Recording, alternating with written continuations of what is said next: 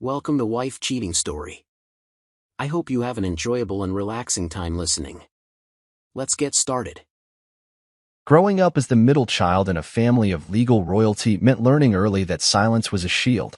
I will never forget the hush that fell over dinner when my father, Judge Marcus Reed, cleared his throat and leaned forward to deliver his verdict. "Elijah," he said, the single word carrying more weight than any sentence I'd ever heard in his courtroom. "You need direction." My mother, Celeste, the celebrated prosecutor whose courtroom presence could command a jury before she even opened her folder, nodded at his side. Their expectations were pillars surrounding me, and I was trapped in the narrow corridor between them. My eldest brother, Bennett, had always known his path. From his first year of college campus tours, he aspired to medical school. By 16, he'd already interned at the state health department. Every accolade he earned was proudly displayed on the trophy wall in the hallway, a monument to his parents' design. Meanwhile, I hovered at the margins, a quiet son who spoke in binary and soldered circuit boards in the garage long after my family's guests had gone home. Even at 9 years old, I sensed their disappointment before they uttered a word. I remember my mother's voice, low and unadorned by warmth, on the morning I announced that I would rather build computers than memorize case law. She folded her arms, eyebrows raised.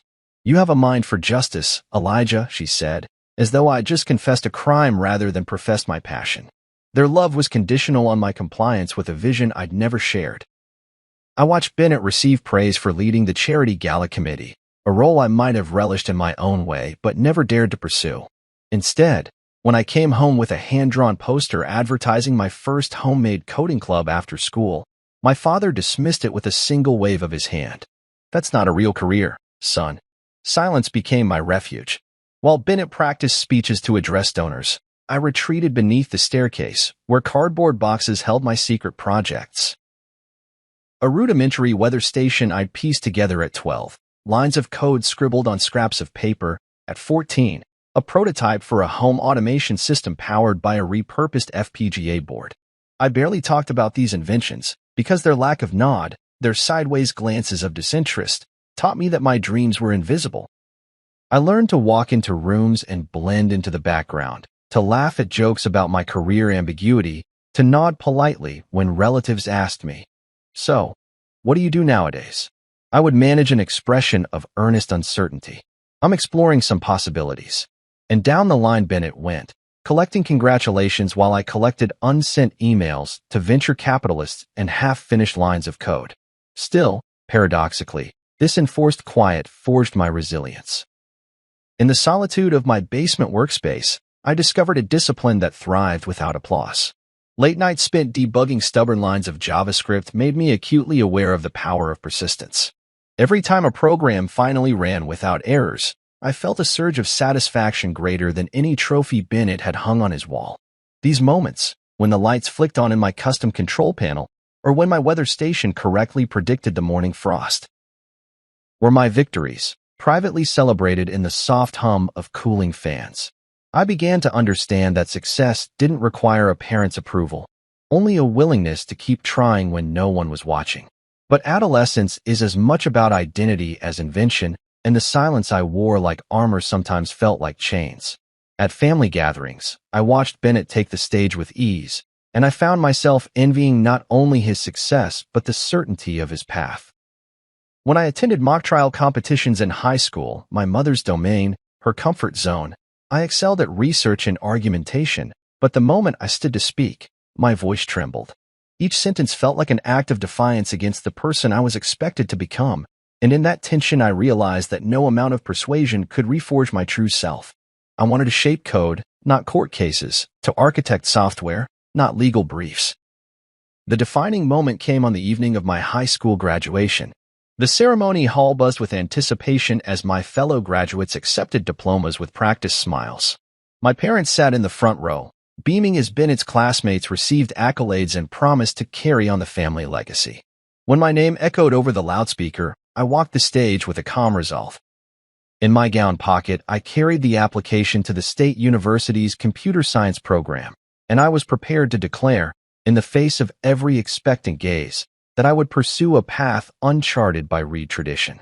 As I shook hands with the principal and glimpsed my parents' expressions, first confusion, then a flicker of something like wonder. I felt the weight of their expectations slip away.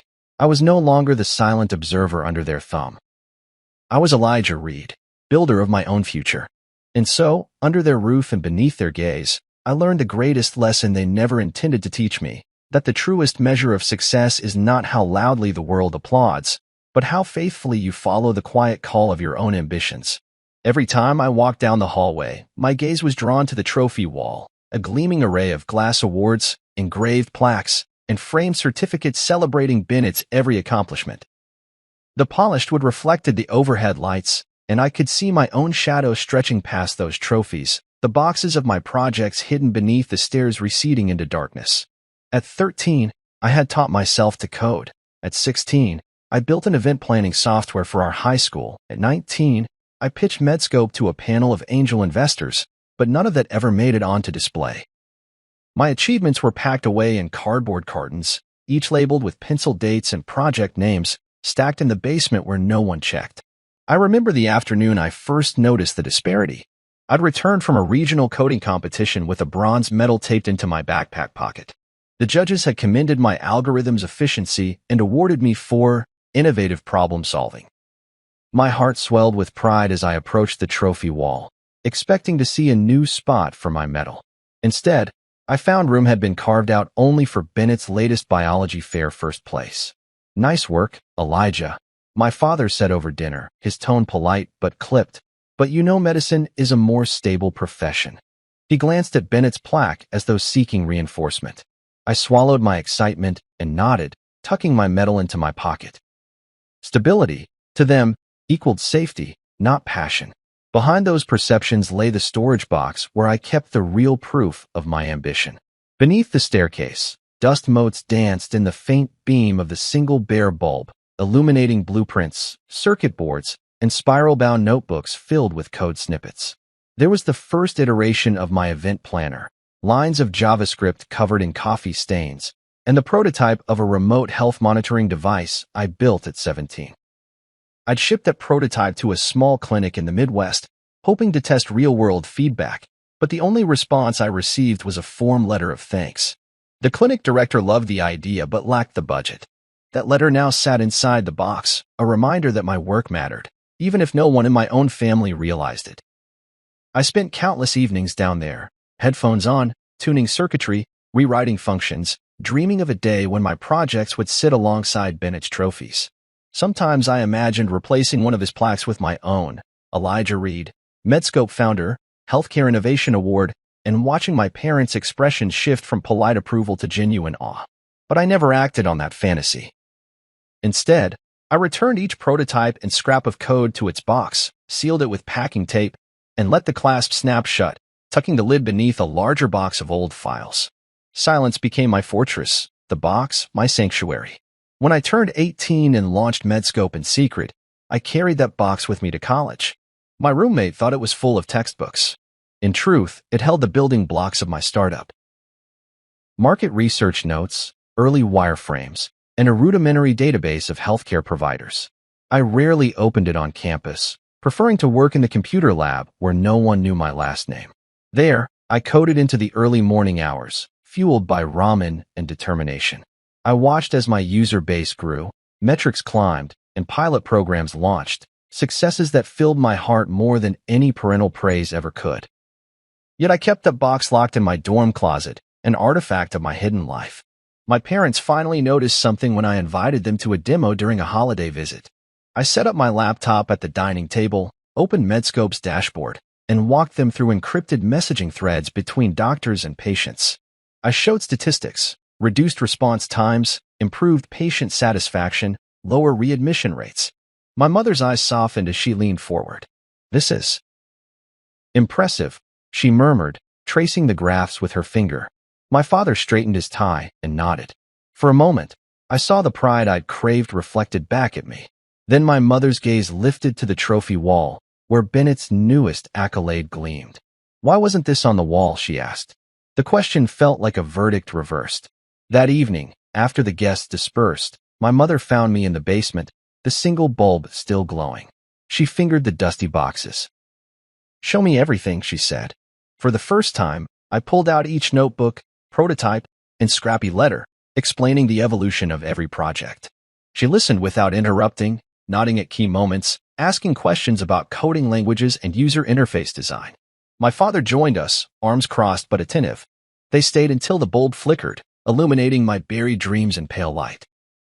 When I finally closed the last notebook, my mother brushed the dust from its cover and said, "We should put all of this on that wall."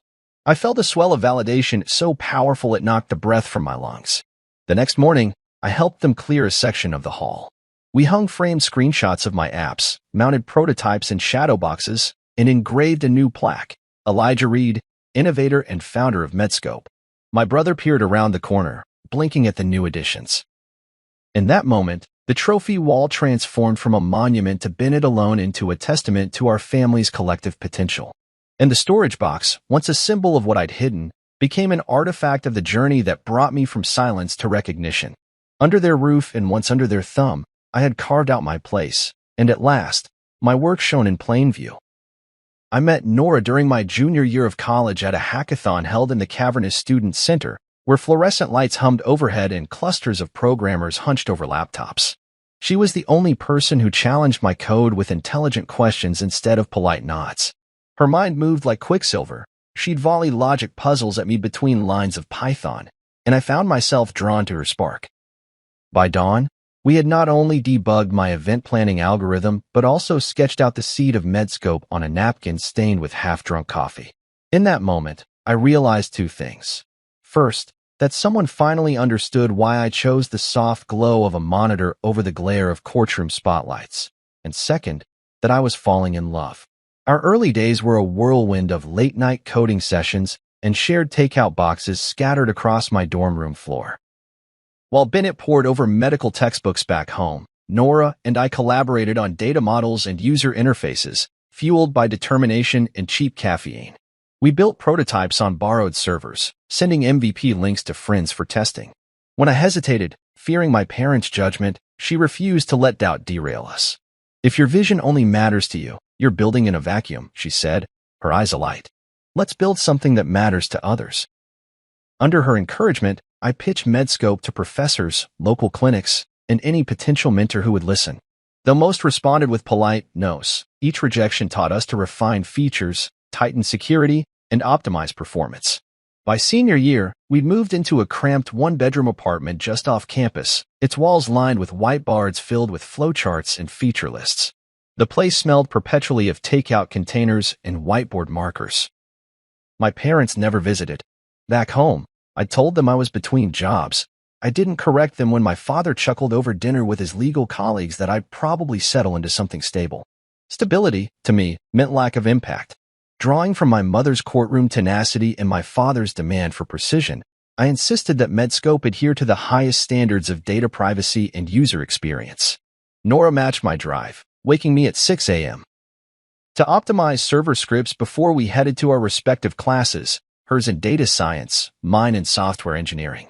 When graduation arrived, our small team of 3 interns and 1 mentor launched a pilot at a regional clinic, enabling doctors to message patients securely about follow-up appointments and prescription questions. Within weeks, error rates dropped, patient satisfaction spiked, and clinicians praised the platform's simplicity. I sat in silence at our celebratory dinner, overwhelmed by pride but afraid to share the news at home. The next morning, my phone buzzed with congratulatory emails from our mentor network. I replayed those notifications in my mind, savoring them like a private treasure, while my parents exchanged routines about Bennett's residency applications and upcoming interviews. In the months that followed, Nora and I poured every dollar of our limited savings back into Medscope. We hired our first full-time developer and a UX designer, working from a tiny co-working space that smelled of stale coffee and ambition. While Bennett married his fiancée in a ceremony that made headlines in local society pages, I stayed behind a closed laptop, refining encryption protocols and negotiating our seed investment. My parents received only an email invitation to the ceremony, an invitation they declined without explanation. I understood their distance as a mixture of misunderstanding and the unspoken belief that I was still exploring options. So I continued to build.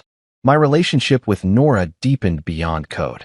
We balanced whiteboard sessions with lazy Sunday brunches, and she celebrated my small victories with handwritten notes tucked into my laptop bag.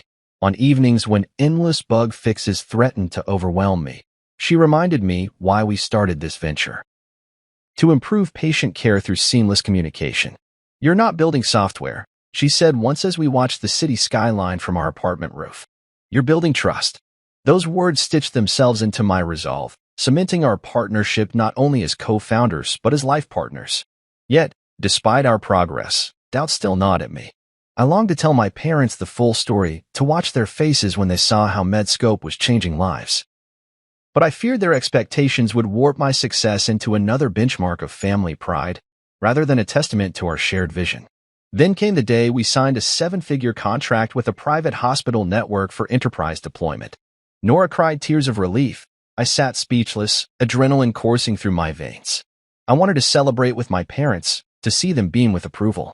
Instead, I sent a polite email summarizing the news.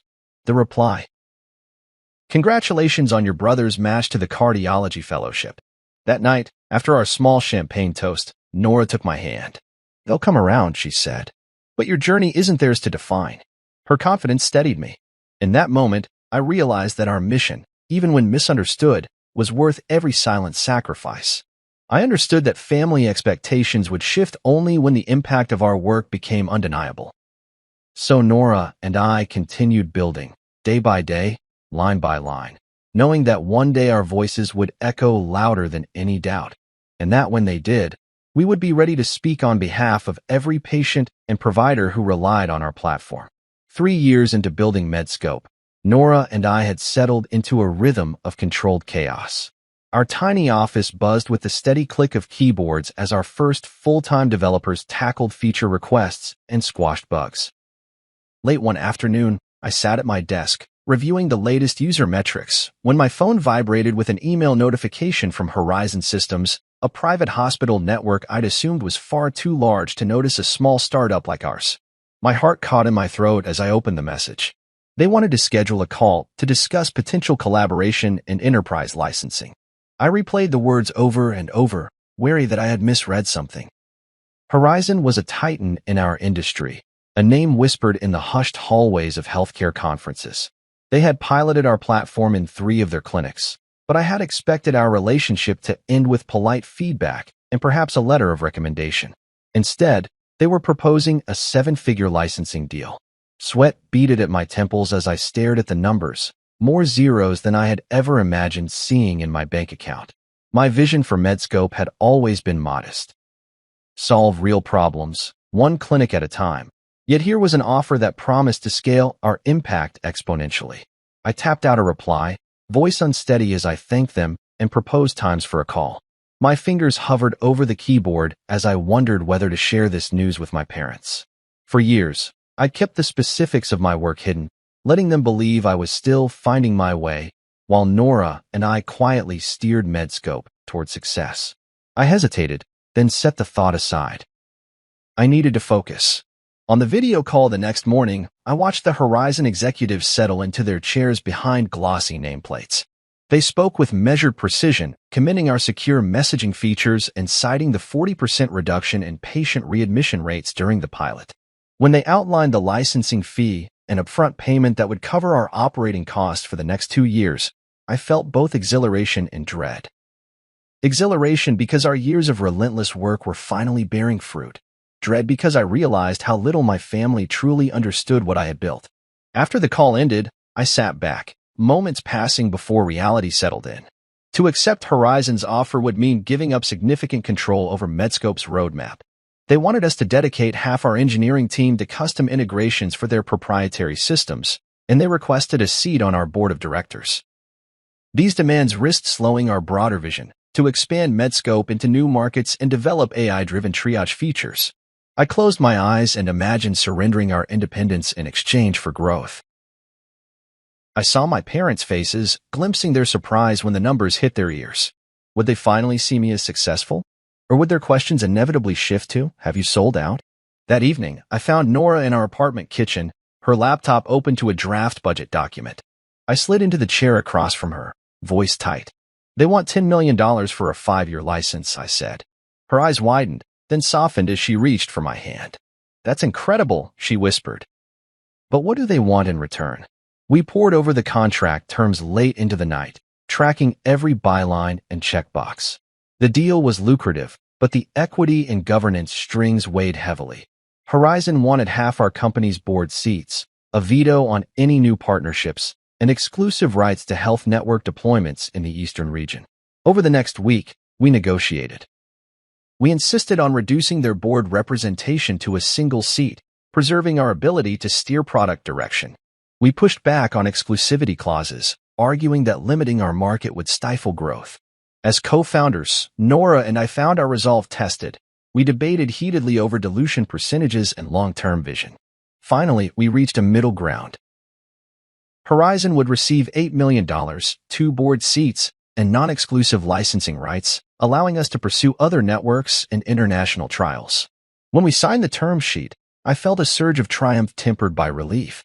I closed my laptop with a soft click and leaned back, imagining the look on my parents' faces when I told them. My stomach fluttered with both excitement and anxiety. I rehearsed a simple announcement. "Mom, Dad, I have news. Medscope just closed a major enterprise deal with Horizon Systems." But the next morning, as I walked through our front door, I faltered at the sight of my father in his study, reviewing case files, and my mother arranging flowers in the living room. My announcement felt sudden, too big for the quiet morning light. Instead, I settled at the kitchen table and brewed coffee. The aroma filled the space as I slid the signed agreement across to Nora. She grinned, eyes shining. "We did it," she said. I nodded, stirring sugar into my mug. I realized I had to tell my parents soon, but first I needed the right moment, one where their world wasn't occupied by courtroom strategies or gala planning. That evening, after dinner, I cleared my throat. My parents paused mid-conversation about Bennett's residency interviews. I slid a printed copy of the agreement across the table. "I have something to share," I began. Their eyes lifted, curious. I watched my mother's gaze drift over the document, linger on the Horizon logo, then return to my face. My father folded the page, brow furrowing. "Medscope?" he asked. I nodded, voice sure. "We've signed a multi-million-dollar licensing deal." For a heartbeat, silence reigned. Then my mother exhaled, a smile blooming. "Elijah," she said, voice proud, "tell us everything."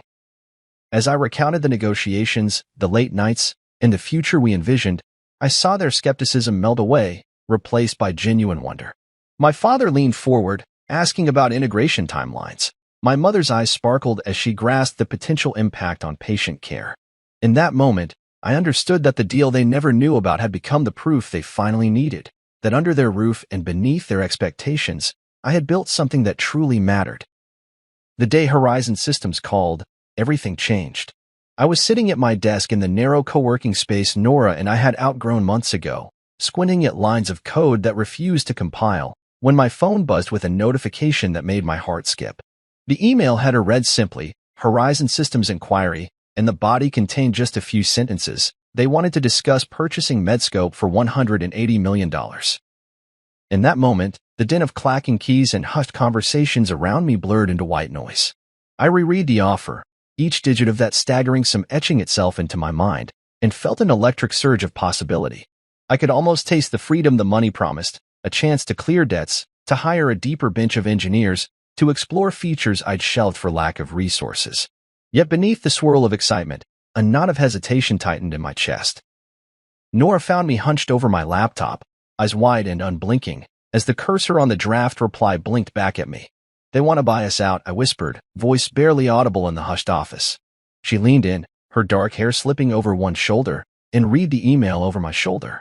Her brow furrowed, then lifted in recognition of what this meant, an exit before the real mission was complete. We talked in low tones as colleagues passed our table without noticing. 17 months of blood and code, of midnight debugging sessions and endless pitches, distilled into a single phone call. Could we really hand over the reins when our vision for Medscope's future still burned bright? By the time the scheduled conference call flickered onto my screen, I had rehearsed my responses a dozen times. The Horizon executives appeared in crisp video frames, suits and nameplates and practiced smiles. They opened by praising Medscope's impact.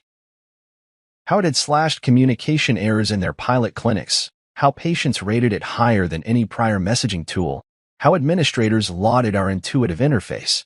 Then they laid out the acquisition terms. $180 million, payable upon closing, the lead negotiator said, voice steady and confident. We believe this valuation reflects Medscope's proven performance and horizon-wide potential. We'd like to integrate your technology into our entire network immediately. I felt heat rush to my face as I nodded, forcing a measured tone. Thank you, I said. But Nora and I have more work to do. We envision expanding Medscope's capabilities with AI-driven triage and multilingual support. We'd like to retain full control of development to fulfill that vision. A flicker of surprise crossed the executive's face. We can adjust, he replied after a beat. What would it take to keep you both on board? What equity stake and governance structure would satisfy you? Nora and I exchanged glances, silent communication tempered by adrenaline. We spent the next hour outlining our priorities, funding to accelerate R&D, a minority investment rather than full acquisition, and a commitment to maintain our existing leadership team. By the end of the call, Horizon agreed to return with adjusted terms. When the email arrived 2 weeks later, I opened it with both anticipation and dread.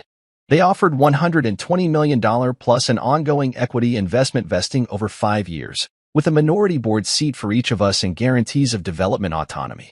The revised deal struck a balance between financial security and creative control, enough runway to build the AI features we dreamed of, enough capital to expand internationally, enough credibility to attract top-tier talent.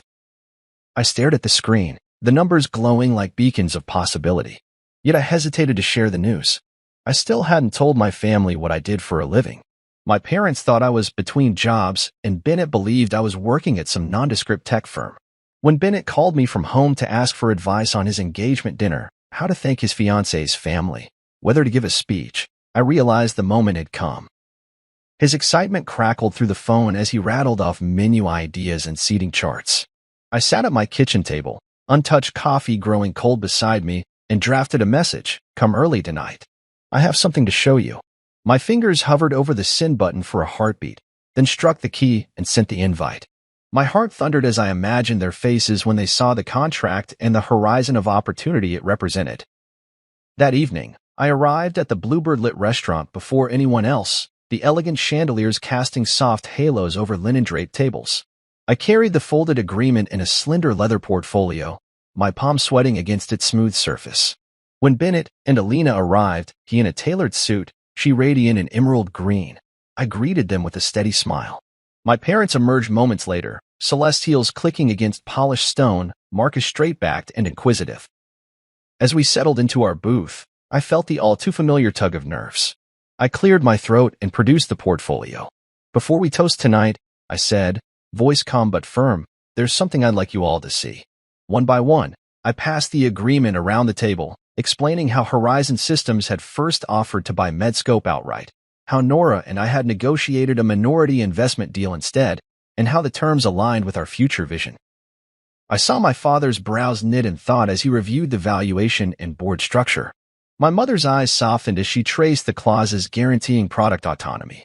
Bennett, visibly stunned, set down his champagne flute. "I had no idea," he murmured. "You built all of this?" A ripple of realization passed over the table as the magnitude of my work sank in. I watched their expression shift from polite curiosity to genuine pride. In that moment, I understood that I had not only secured Medscope's future, but also finally claimed my place under our family's roof, not as the overlooked middle child, but as an innovator whose voice echoed beyond their expectations. Bluebird felt impossibly grand that evening, the polished marble floors reflecting the glow of crystal chandeliers and the muted hum of conversation. When I stepped through the entrance, tailored in a crisp suit and tie, I felt as though I were navigating a world not my own. My family's table was already set beneath a vaulted alcove at the far end, my parents at the head, Bennett beside our mother, and his fiancée, Alina Hart, beside him. Alina, with her confident smile and elegant poise, wore a sapphire gown that caught the light with every measured breath. I smoothed my lapels and offered a polite nod to the maitre d', refusing to let my nerves betray me. My mother greeted me with her customary smile, all warmth on the surface and steel beneath. She introduced me to the guests seated behind Bennett, colleagues of Alina's from Horizon Systems, while I kept my focus on the table's centerpiece, a low arrangement of white orchids and flickering candles. I recalled the last few weeks of frantic negotiations, the back and forth with Horizon's legal team, and the way Alina had reached out to broker our final terms. None of that mattered now. I was Elijah Reed, younger brother, sitting at the far end of the table like a visiting in-law. I forced myself to breathe steadily as the waitress poured water into my glass. The first course arrived with hushed fanfare. A delicate salad of frisee and shaved fennel, ribbons of aged Parmesan glinting under the candlelight. Conversation spun around me, Bennett's residency plans, Alina's new office, small talk I recognized from years of family gatherings. My parents exchanged knowing smiles when someone praised Bennett's accomplishments, and I felt the familiar tug of old expectations. I sipped water and studied the menu, wondering if Alina even knew who I really was. By the second course, seared scallops on a bed of pea puree, my anxiety tightened into a knot so fierce it made my jaw ache. Then Alina's voice cut through the clinking of cutlery. "Elijah, is that seat taken?" My head snapped up.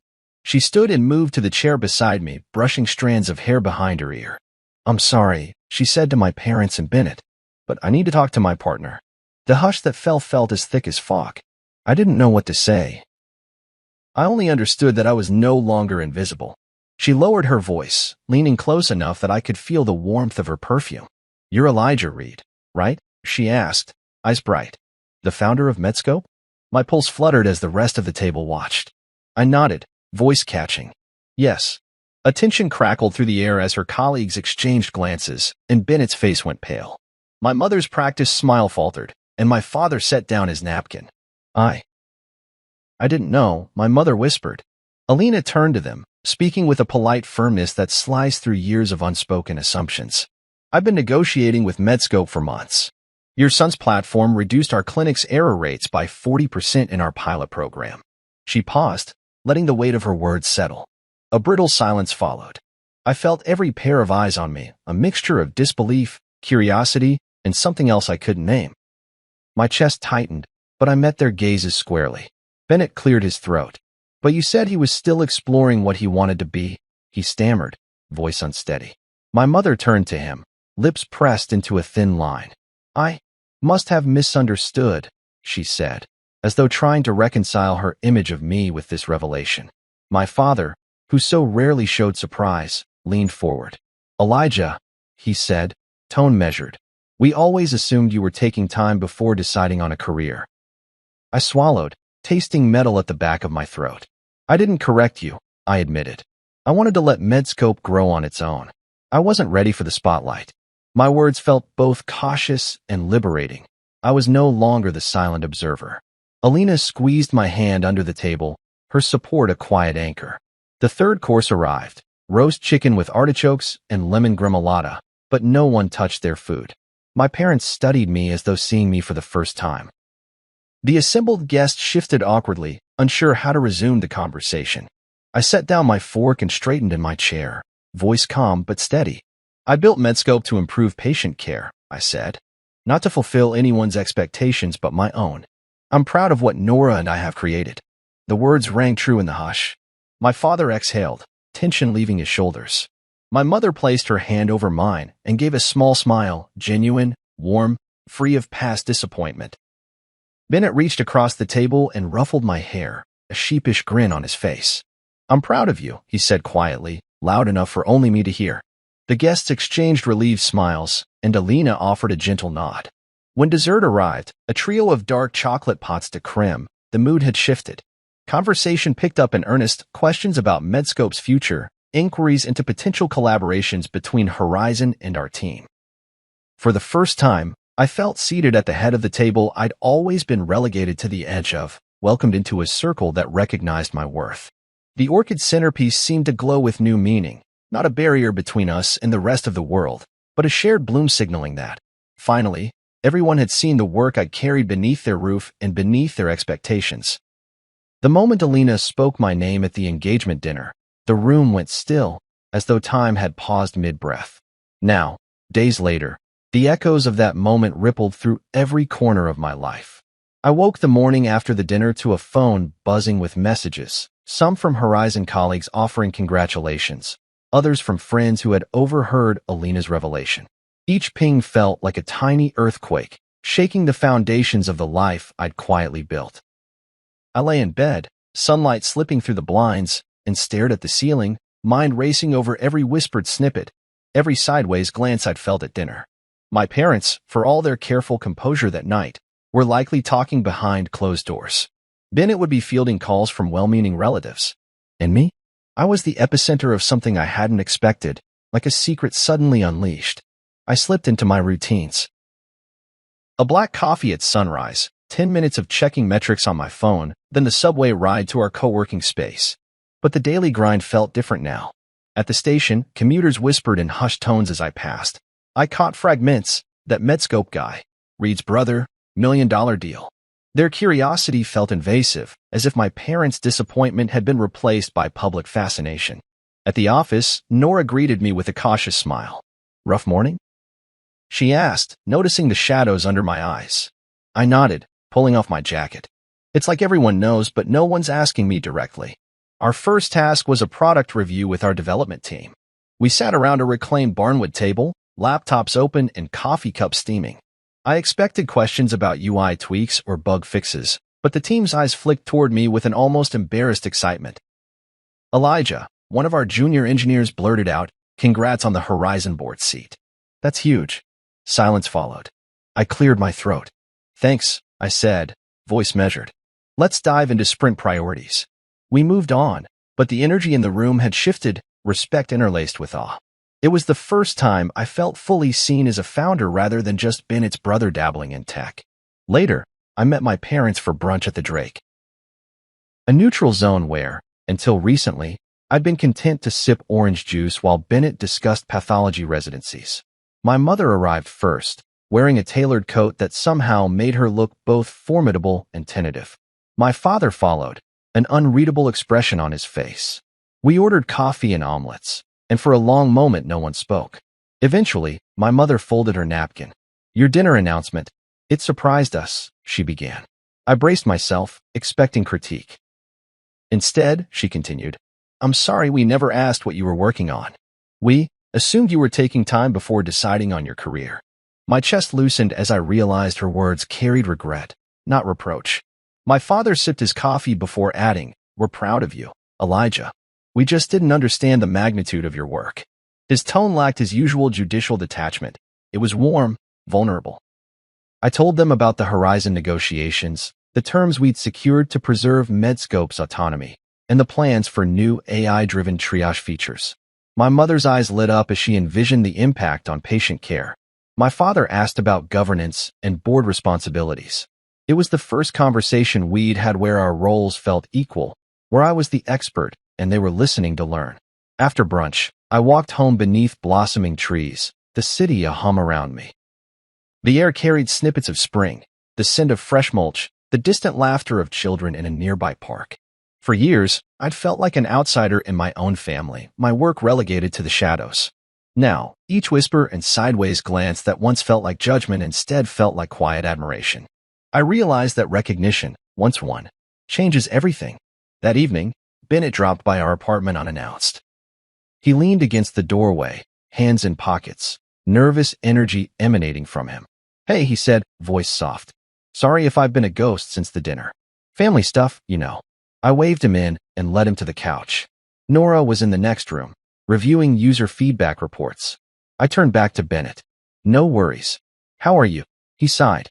Honestly, I feel like I've been living in your shadow my whole life, and suddenly everyone's talking about you. It's weird. I offered him a reassuring smile. You're no shadow, Bennett. You've always been the one they wanted to celebrate. Now they're finally celebrating me too. He chuckled, shaking his head.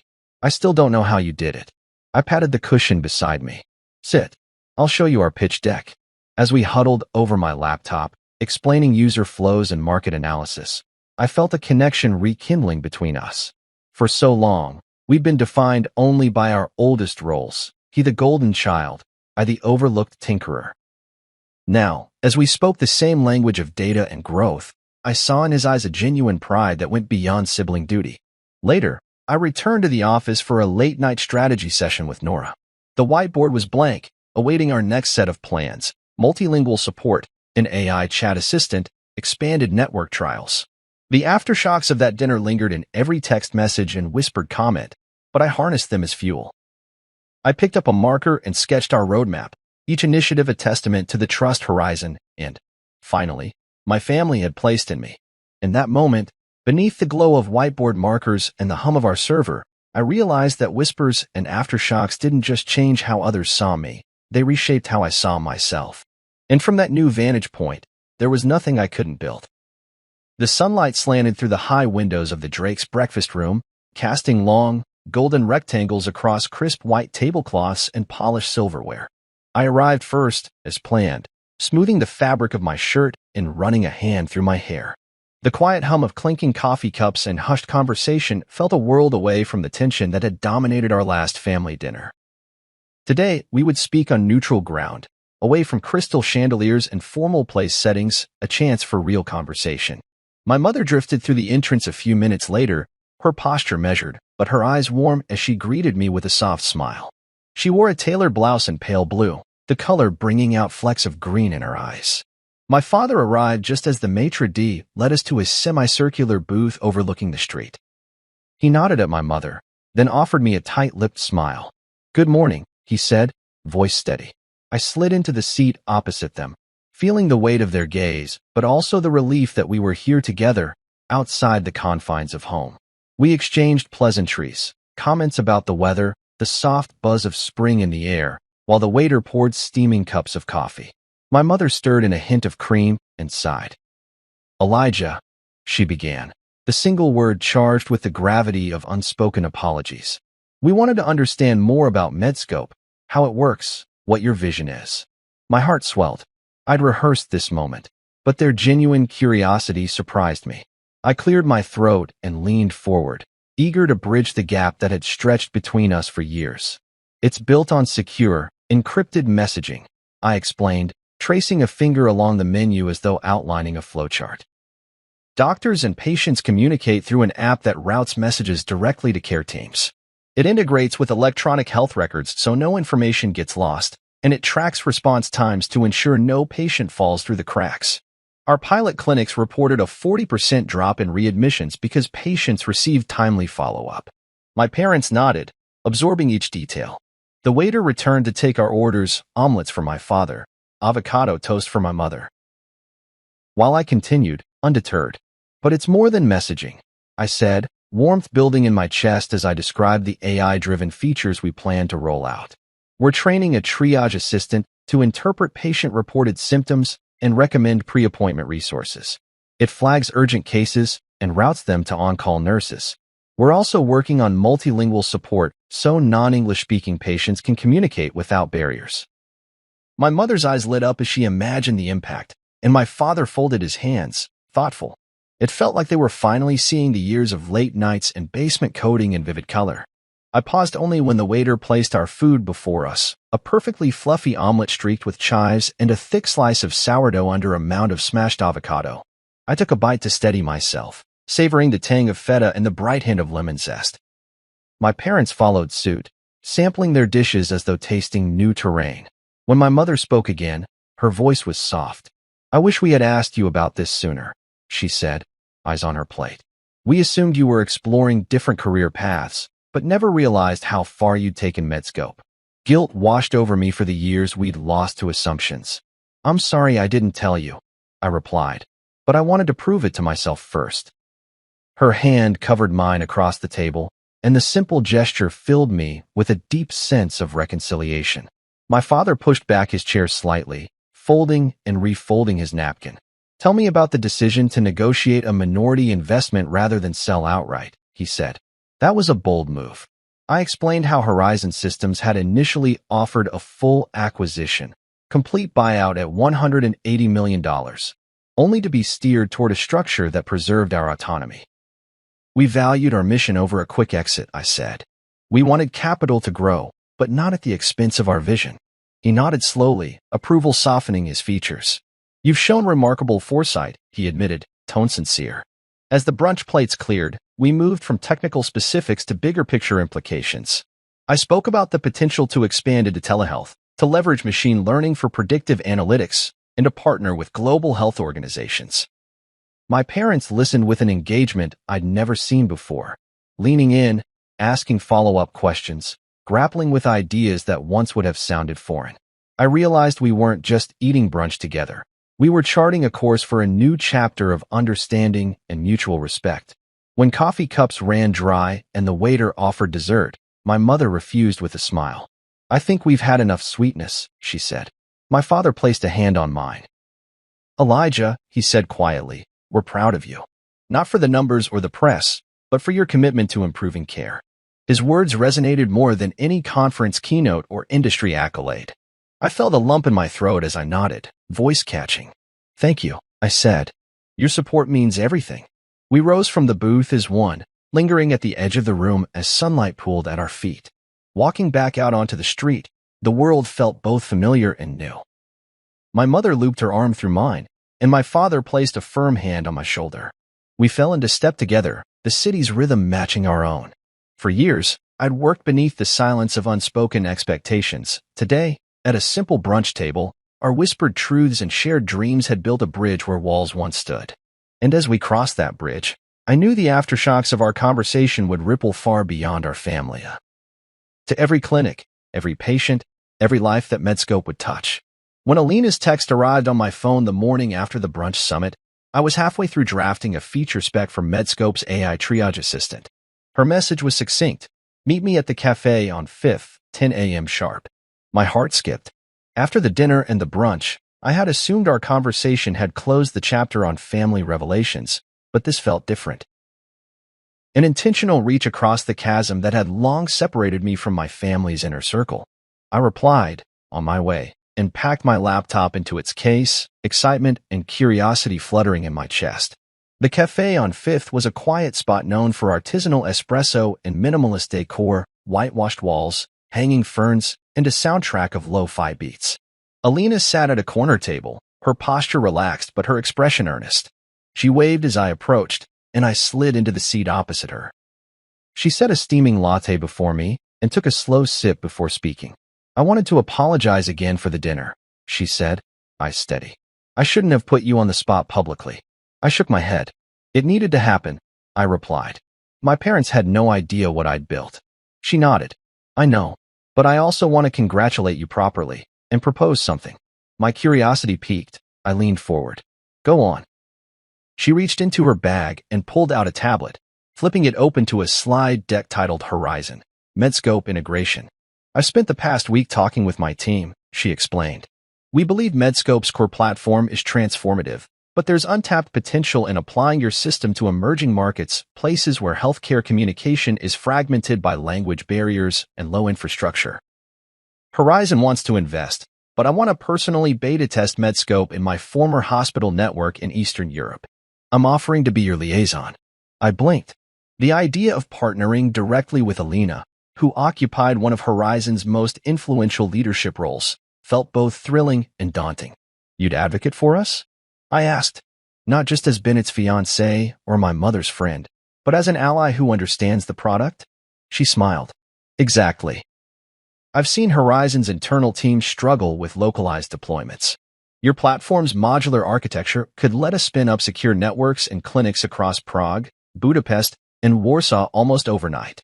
If we prove success there, we'll build a compelling case for a global rollout, and your family will see Medscope's impact beyond any American pilot."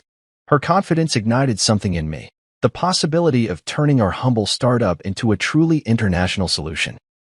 I reviewed the slides she'd prepared, charts projecting patient engagement in Eastern Europe, cost-benefit analyses for clinics with limited IT staff, proposals for multi-year grants from regional health coalitions. Each slide mapped a path forward. I thought of Nora, who had spent weeks untangling GDPR compliance for our EU pilots, and how this could secure vital partnerships. "This is incredible," I said, voice steady. "But why you? Why go to these lengths?" She paused, choosing her words. "Because once I saw what you'd accomplished, in secret, no less, I realized how much potential you had. Horizon's board is conservative. They see numbers and feasibility. I see the impact on individual lives, and I want to be the bridge that helps them see it too." We spent the next hour refining her pitch deck, discussing compliance checklists, localization strategies, and the travel logistics for on-the-ground beta trials. She proposed starting with a 3-clinic pilot in Warsaw, where she still had colleagues willing to provide feedback and data access, then expanding to a network of rural clinics in the Carpathian foothills, where intermittent internet connectivity made traditional platforms unreliable. Our plan would integrate offline messaging queues and SMS gateways, a technical challenge I relished. By the time we parted ways, the outlines of a transcontinental partnership were etched in my mind, and a draft timeline sprawled in my notebook. That afternoon, I called Nora with the news, pacing our office's tiny balcony as I spoke. She listened, her voice bright with enthusiasm. "This could catapult Medscope into a new league," she said. "And having Alina champion us means we'll have an insider's ear on Horizon's strategy." Her words reinforced my excitement, but I also felt the weight of responsibility. This alliance needed careful management, transparency with our board, and delicate diplomacy between my family and corporate leadership. Yet the potential outweighed the risks. The following week, Alina and I met with Horizon's International Development Committee via video conference. She presented our updated proposal, weaving in strategic insights from her regional experience, while I answered technical questions about scalability, encryption, and multilingual support. When the screen went dark, the lead director reached out to shake my hand, virtually, and said, "Elijah, this is exactly the kind of vision Horizon needs. We'll fund the Polish pilot and assign a dedicated project manager on our end." My relief and pride were palpable.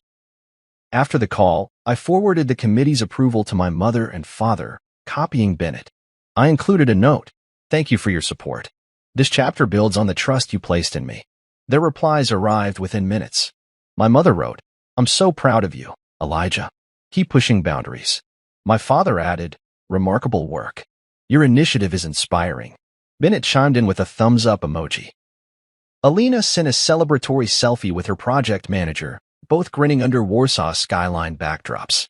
That evening, as Nora and I toasted with glasses of champagne in our living room, I reflected on how an unexpected ally had changed everything. Beneath the weight of family expectations and corporate pressures, Alina's belief in our mission had forged a path neither of us could have imagined alone. I realized that alliances, whether with siblings, spouses, or former fiancés, could transform isolated efforts into global movements. And as the city lights blinked outside our window, I understood that Medscope's story was no longer confined to hidden basements and hushed family whispers. It was unfolding on an international stage, propelled by the power of a single ally who refused to let our vision remain silent. When the ink dried on the papers finalizing Horizon Systems' minority investment in Medscope, Nora and I found ourselves standing at a crossroads. We had wrested control of our company's destiny, secured resources to expand into new markets, and preserved our founding vision. Yet as I gazed at the skyline beyond our office windows, steel and glass towers reflecting the fading light, I realized that every success carried a cost. Under my breath, I whispered the truth I had long resisted. I was about to leave something behind, and what I built would carry me forward. The day I tendered my resignation from my salaried consulting role at a small IT firm, a role my parents had believed was my real career, felt deceptively ordinary. I walked into the bland cubicle-lined office one last time, offering polite farewells over stale coffee and tattered cubicle walls. My manager, unaware of Medscope's meteoric rise, shook my hand and wished me luck. As I packed up my dusty desk mug and a half-dead succulent into a cardboard box, I wondered how many colleagues had quietly assumed I was simply another tech contractor. I smiled to myself. In truth, I had been architecting something far more consequential beneath their noses. Closing the office door behind me, I felt the final hinge of my old life swing shut. That evening, I unlocked the door to our modest 2-bedroom apartment, where Medscope's early prototypes were still stored in plastic tubs under the bed. Nora greeted me with a small grin, her eyes shining with anticipation. "Well?" she asked, perching on the edge of the mattress. I set the cardboard box down and nodded. "I'm free to focus on Medscope full-time." Relief and excitement flooded her features. In that moment, we weren't just co-founders. We were two people who had chosen to leave familiarity behind to build something that mattered. Our first order of business was establishing a permanent headquarters. The cramped co-working space that had once buzzed with our incubator-level energy no longer sufficed. We needed room for servers, meeting rooms for pilot clinic trainings, and a design nook for our growing UX team. Late nights of apartment wrestling with whiteboards and sticky notes gave way to weekend visits along the city's industrial corridor. We toured bland warehouses and repurposed lofts, finally settling on a light-filled space with exposed brick walls and floor-to-ceiling windows. The bare concrete floors hummed with promise. As I signed the lease, I pictured fresh rows of desks, a brainstorm room with a writable glass wall, and a demo bay where clinicians could walk through Medscope's workflow in real time. Moving our core team into the new office felt like planting a flag. We spent a weekend hauling modular furniture, assembling monitor stands, and color-coding cable runs. Nora handled the banner announcing our launch party. I wired routers and tested network speeds. By Monday morning, the place buzzed with possibility. Our developers sprawled across desks, their laughter echoing for the first time. The whiteboard no longer fit into a closet. It stretched wall to wall, scrawled with feature timelines, user stories, and post-it notes in every shade of neon. When I walked through those doors each day, I felt the weight of responsibility more acutely, but also a renewed surge of purpose. Meanwhile, my family life transformed in subtle but profound ways. My parents, once awkward in their curiosity, began attending our demo sessions. My mother sat alongside visiting clinic administrators, asking pointed questions about HIPAA compliance and user training. My father, the judge whose patience I had once feared, offered guidance on negotiating partnership agreements and governance bylaws. Bennett, too, became an unexpected ally. He joined me at a healthcare conference, where we co-presented a case study on Medscope's pilot outcomes. Watching him field questions with embarrassment turned pride, I realized we had moved beyond sibling rivalry. We had become collaborators in a shared legacy of impact. As Medscope grew, so did our impact. We rolled out the Eastern Europe pilot in Warsaw, logging late-night calls with clinic managers and translating user guides into Polish and Hungarian. Nurses who once struggled with clunky messaging platforms praised the simplicity of our interface. Doctors praised the AI triage assistant for flagging critical cases before they escalated. When Horizon's board reviewed the pilot metrics, readmission rates down by 50%, patient satisfaction soaring, they greenlit broader regional expansion. In that moment, I felt a deep satisfaction, not for the figures, but for the lives improved by timely communication and seamless care coordination.